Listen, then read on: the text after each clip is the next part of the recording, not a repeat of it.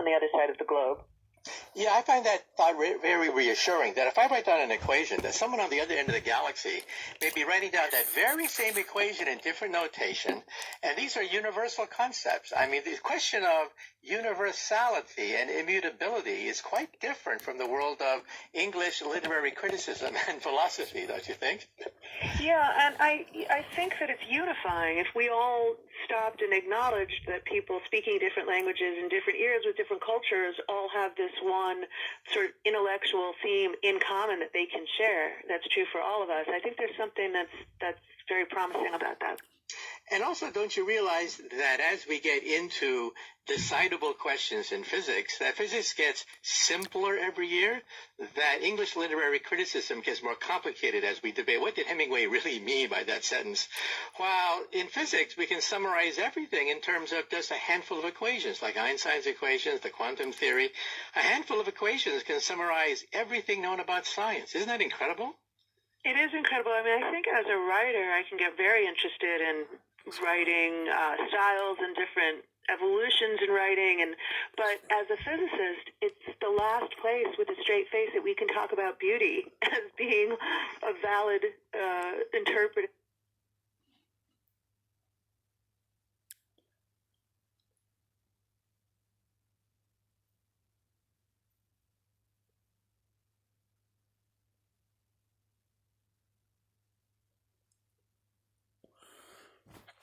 Foundation of Sociology 21. Mankind have always wandered or settled, agreed and quarreled in troops and companies. Adam Ferguson, 1723 to 1816.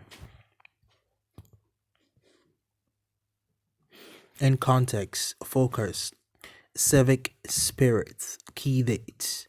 1748, Mentes Quieu published The Spirit of the Laws, arguing that political institutions should derive from the social mores of a community. 1767, Adam Ferguson outlines his views in his book Essay on the History of Civil Society. 1776, with The Wealth of Nations, Adam Smith pioneers modern economics.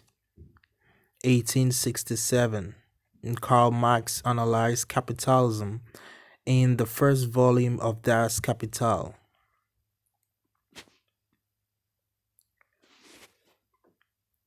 1893, Emily Durkheim examines the importance of beliefs and values in holding society together in the division of labor in society.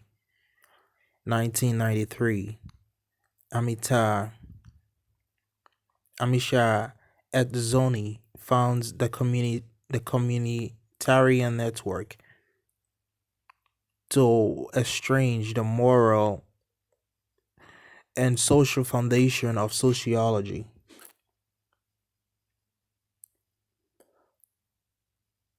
Progress is both inevitable and desirable, but we must always be aware of the social costs that might be exacted as progress is made.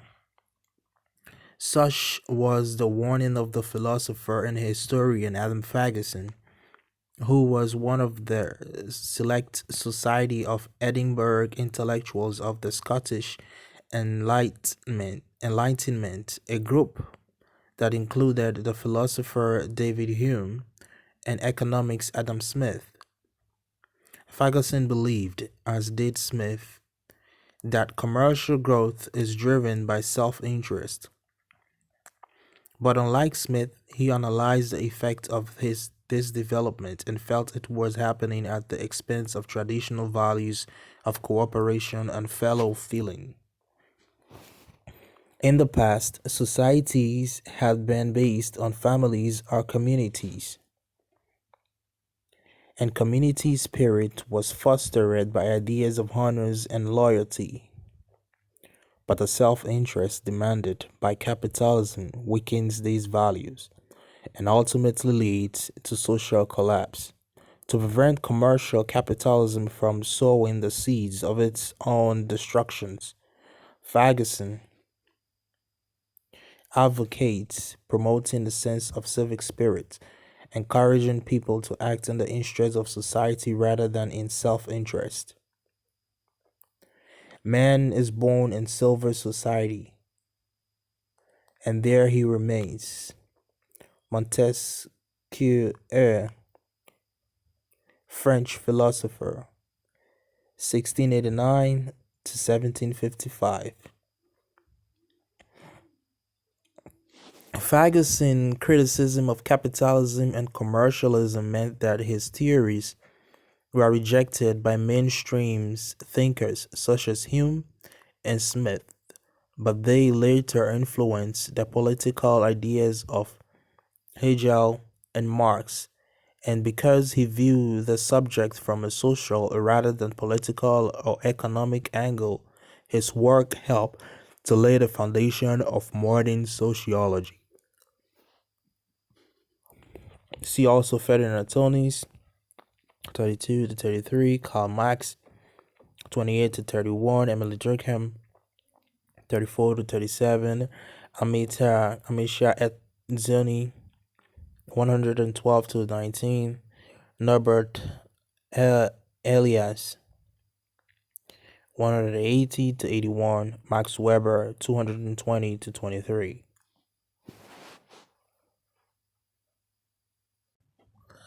Constants are terms in an equation that have a fixed value. For example, in y equals ax plus b, the variable are x and y, and a and b are constants. Calculus made easy.